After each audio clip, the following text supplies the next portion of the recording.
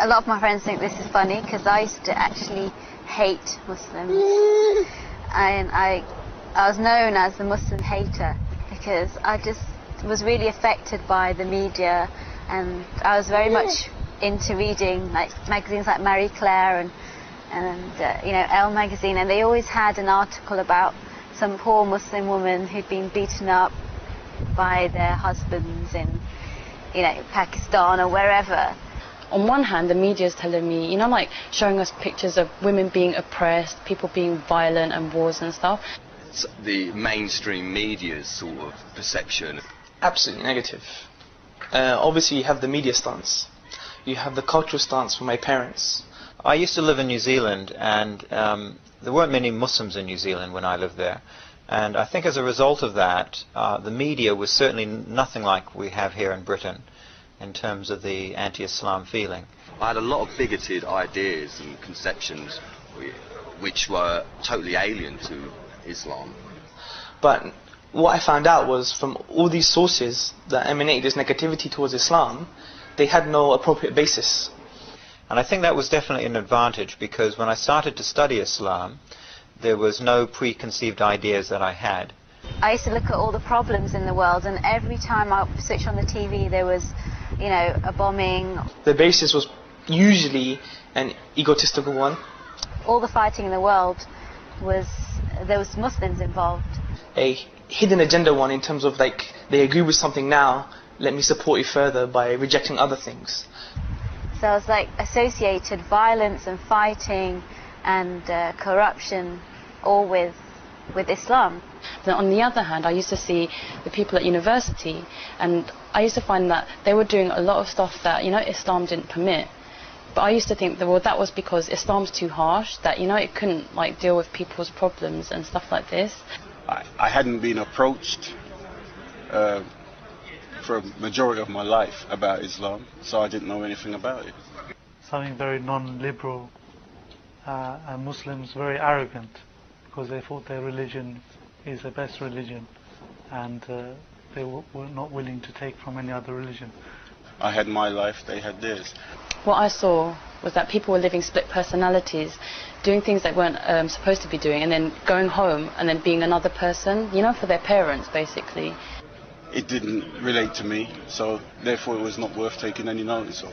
My dad's family, a lot of them live in Iran, so seeing them, I didn't have a very good view of Islam at all. It was a religion that Asian people followed, and it was something which was very strict on girls. That's really the only view I had of it, that it was really restrictive, and all it wanted to do was stop you having fun and stop you going out. So I didn't have a very good view of Islam at all. From the other perspective, I think now that Islam is so much in the media, it's a case that people are rejecting a very biased opinion, and they actually want to go and see what Islam's all about. So there is almost like a backlash in the sense that against this negative media, and they want to understand Islam and actually see what it has to offer.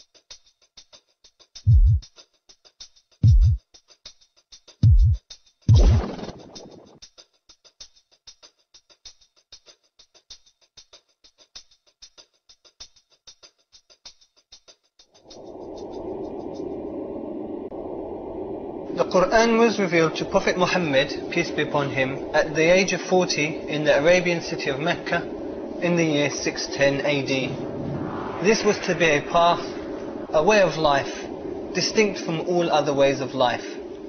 Islam called upon the people of Arabia, who were in the depth of misguidance, backwardness with widespread depraved practices, to believe in the oneness of Allah and the messengership of Muhammad, peace be upon him.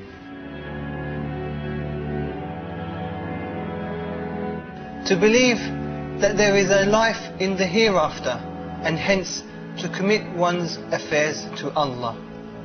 The progress that Islam brought to Arabia was phenomenal. Pre-Islamic Arabia had primitive tribal practices that kept people constantly at war and divided. They held no value for human life, whether it was men, women or children. However, Islam brought about a complete transformation in society, reformed the people and made them into one brotherhood to the point that it eliminated tribal warfare and other forces of divisiveness. This short documentary will attempt to shed some light on why Islam appeals to people of diverse backgrounds. The interviews in the documentary will reveal why people embraced Islam.